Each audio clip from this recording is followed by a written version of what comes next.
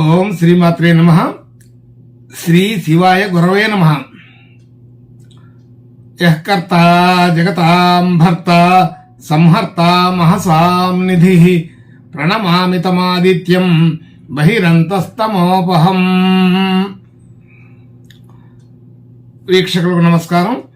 నేను మీ దేవులపల్లి రామకృష్ణ శాస్త్రి, ఆర్కే మాతృశ్రీ తెలుగు జ్యోతిషపరమైన యూట్యూబ్ ఛానల్. ఇప్పుడు జనవరి నెల 28వ తేదీ నుండి ఫిబ్రవరి నెల 3వ తేదీ వరకు గల గ్రహ స్థితిగతులని ఒకసారి పరిశీలన చేద్దాం.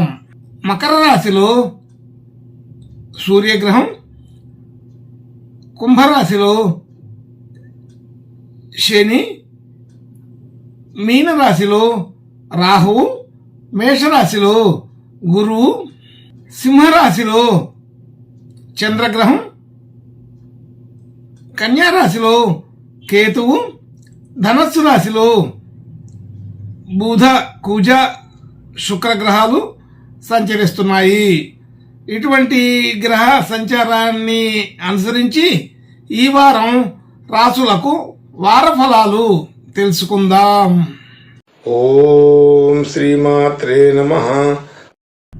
ఇప్పుడు మీనరాశి వారి గురించి తెలుసుకుందాం. మీనరాశి వారికి ఈ వారం కొంత మిశ్రమ ఫలితాలుగా కనిపిస్తోంది. రాశిలో రాహుగ్రహం, 2వ స్థానంలో గురువు, అలాగే 6వ స్థానంలో చంద్రగ్రహం, 7వ స్థానంలో కేతువు, 10వ స్థానంలో కుజ, బుధ, శుక్రగ్రహాలు, 11వ స్థానంలో సూర్యగ్రహం, 12వ స్థానంలో శని సంచరిస్తున్నారు. ఇటువంటి గ్రహ సంచారం వలన ఈ మీన రాశి వారికి ఈ వారం అంత మధ్యస్థమైన ఫలితాలే కనిపిస్తున్నాయి. అయితే రాశిలో రాహు ఉండడం వలన ఆలోచన తీరు, వ్యవహారం అంతా కూడా పూర్తిగా అనుకూలంగా లేక కొంత ప్రతికూలంగా ఉండే అవకాశం ఉంటుంది. అయితే ఆలోచన తీరు తొందరపాటుగా ఉంటుంది. నిర్ణయాలన్నీ కూడా త్వరగా తీసుకోవటం వలన సరైన నిర్ణయాలు సకాలంలో తీసుకోలేకపోతారు. వ్యాపార వ్యవహారాల్లో ఈ విషయం అడ్డొస్తుంది. దానివల్ల ఇబ్బందులు, కష్టాలు, నష్టాలు జరిగే అవకాశం కూడా ఉంటుంది. కాబట్టి త్వరగా నిర్ణయాలు తీసుకోవడం మానేయాలి. నిదానంగా ఆచితూచి వ్యవహరిస్తే బాగానే ఉంటుంది. సకాలంలో సరైన నిర్ణయాలు తీసుకోలేక కొంత ఇబ్బంది పడే అవకాశం అయితే ఉంటుంది.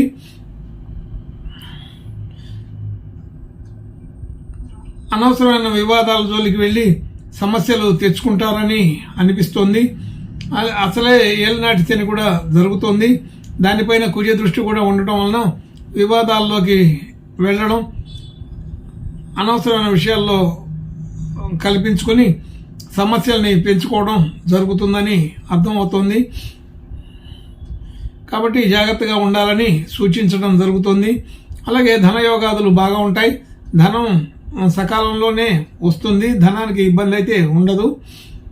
అనుకూలమైన వాతావరణమే ఉన్నది. అలాగే కుటుంబ సభ్యులు, బంధుమిత్రులు అందరితోటి కూడా సఖ్యతగానే ఉంటారు. అందరితోటి శుభకార్యాల్లో పాల్గొంటారు. సంతోషాలని పంచుకోగలుగుతారు. అలాగే గృహ, వాహన యోగాదులన్నీ కూడా మెరుగ్గానే ఉన్నాయి. అటువంటి వాటిలో కూడా క్రయ విక్రయాదులు చేయగలుగుతారు. అటువంటి సమస్యలు ఏమీ రావు. కానీ ప్రతి దాంట్లో కూడా కొంచెం ఆచితూచి వ్యవహరించడం మంచిది. అనవసరమైన ధనం వృధా అవుతుందని తెలుస్తోంది. కాబట్టి కొంత జాగ్రత్తగానే ఉంటేనే క్రయ విక్రయాదుల్లో ఎంతో అప్రమత్తంగా ఉండాలని తెలుస్తోంది. అలాగే విద్యా విధానంలో విద్యార్థులకి, విద్యా సంబంధించిన వ్యాపారస్తులకి అందరికీ కూడా కొంత అనుకూలంగానే ఉన్నది. వృద్ధికరంగా ఉంటుంది. అలాగే కీర్తి ప్రతిష్టలు పెరుగుతాయి. విద్యార్థులకి విద్యల్లో మంచి గుర్తింపు, గౌరవం కలుగుతుంది. విద్యల్లో రాణిస్తారు. కొత్త కొత్త కోర్సులు నేర్చుకునే వాళ్ళకి, కొత్త వ్యవహారాలు అర్థం చేసుకునే వాళ్ళకి ఇది సరైన సమయంగానే భావించవచ్చు. అలాగే ఆరోగ్య విధానంలో కొంత సమస్యలు వచ్చే అవకాశం ఉంటుంది. అలాగే రుణ సంబంధించిన విషయాల్లో కూడా చిన్న చిన్న సమస్యలు వస్తూ ఉంటాయి. మిత్రులు శత్రువులు అవుతారని అర్థమవుతుంది. అనవసరమైన వాదాలు వివాదాలు జరుగుతూ ఉంటాయని గుర్తించండి. దానికి తగినటువంటి జాగ్రత్తలు తీసుకుంటే బాగుంటుంది. అలాగే భార్యాభర్తల మధ్య కొంత అభిప్రాయ భేదాలు, కుటుంబ సభ్యుల మధ్య అభిప్రాయ భేదాలు వచ్చే అవకాశం ఉంటుంది. వివాదాలు రాకుండా చూసుకోవాలి. మనం పెట్టిన పెట్టుబడులన్నీ కూడా కొంత వృద్ధి అయ్యే అవకాశం ఉంది. కాబట్టి ఆర్థికపరమైన ఇబ్బందులు అయితే లేవు. కుటుంబ సభ్యుల మధ్య వివాదాలు వచ్చే అవకాశం అయితే ఉన్నది. కాబట్టి ఈ సమస్య వదులు కుటుంబ సంబంధంగా ఆరోగ్య సంబంధంగా ఇబ్బందులు అయితే వస్తాయని అర్థమవుతోంది. కొంచెం జాగ్రత్తగా ఉంటే అవి దాటుకోవచ్చు. అలాగే భాగ్య సంబంధించిన విషయంలో బాగా అనుకూలంగా ఉంది.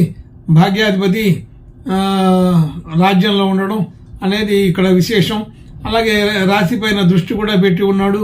అయితే సంపద రూపంలో ఇస్తూనే సమస్యల రూపంలో ఇబ్బందులు కూడా చూపిస్తున్నారు. కాబట్టి సమస్యలు వస్తాయి, సంపద వస్తుంది అని గుర్తుంచుకోవాలి. సమస్యల్ని మాత్రం మనం కంట్రోల్ చేసుకుంటే ఆగుతాయి. అలాగే చేసే ఉద్యోగం, వ్యాపారం, వ్యవహారాల్లో అసంతృప్తి ఉంటుంది. ఇంకా ఏదో సాధించాలనే తపన ఉంటుంది. అటువంటి తపన కొంత ఉపయోగపడే అవకాశం ఉంటుంది.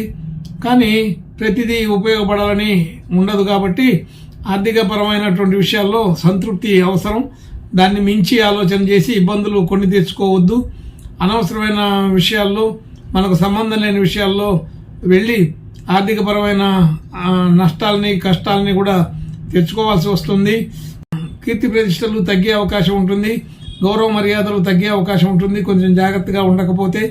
కాబట్టి ఈ వారం ఈ విషయంలో బాగా జాగ్రత్తగా ఉండాలి. ప్రతి విషయంలో కూడా ఆర్థిక లాభం చూసుకోవడం సరికాదు. ఒక్కొక్కసారి లాభం లేకపోయినా కానీ కొన్ని పనులు చేయవలసి వస్తుంది. అట్లా అని లాభం కోసం చూసుకొని ఉన్నదాన్ని కొంత నష్టపోయే అవకాశం కూడా ఈ వారంలో కనపడుతుంది. కాబట్టి ప్రతి విషయంలో కూడా ఆచితూచి వ్యవహారం చేయాలని తెలుస్తోంది. ఏదో ఒక రకమైన ఆర్థికపరమైన నష్టం కనబడుతోంది. కాబట్టి జాగ్రత్తగా ఉండాలి. ప్రయాణాలు చేయవలసి వచ్చినప్పటికీ దాన్ని వాయిదా వేసుకోవడం మంచిది. అలాగే కొత్తగా ఉద్యోగ వ్యవహారాలు, వ్యాపారాదులు మొదలు పెట్టాలనుకునే వాళ్ళకి, ప్రయత్నం చేసే వాళ్ళకి ఆటంకాలు కనబడుతున్నాయి. వివాహ ప్రయత్నాలు చేసే వాళ్ళకి కూడా ఈ వారంలో ఆటంకాలు ఉన్నాయి. ఇవన్నీ కూడా ఈ ఒక వారం వాయిదా వేసుకుంటే మంచిది. శుభ లక్షణాలు పెరగడం కోసం ఈ మీనరాశి వాళ్ళు ఇంకా జాగ్రత్తగా ఉంటూ దత్తాత్రేయ స్వామి ప్రార్థన నమస్కారాలు చేసుకుంటే ఏలినాటి శని ప్రభావం తగ్గుతుంది. సమస్యలన్నిటికీ కూడా కొంత అనుకూలమైన వాతావరణం దారి కనబడుతుందని తెలుస్తోంది. శుభం భూయాత్.